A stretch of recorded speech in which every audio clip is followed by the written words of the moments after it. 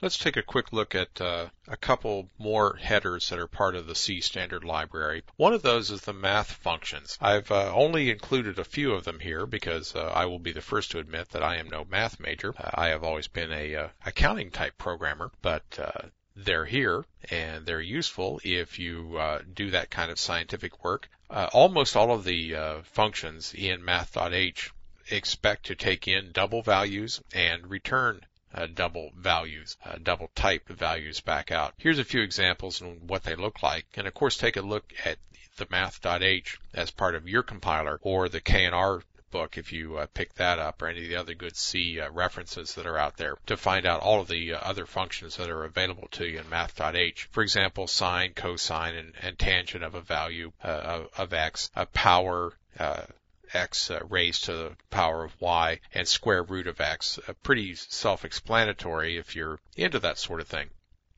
But again, take a look at your math.h and you'll see that you will have much more than this at your fingertips. Here's the standard library.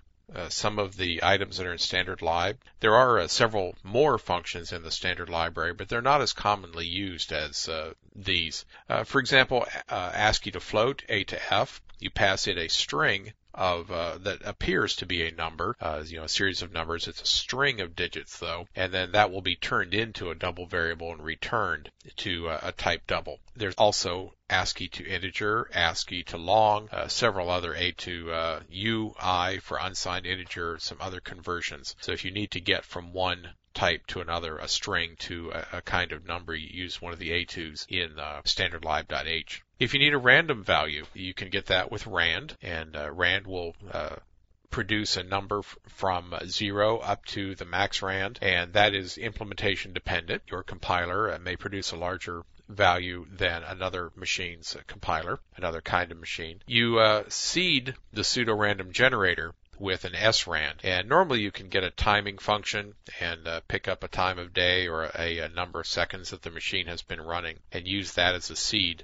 for the srand. So we know there's no such thing as a computer-generated random number. It's really just a pseudo-random based on some calculations. But the srand will cause, with a different seed, will cause a different set of randoms for every run of your program.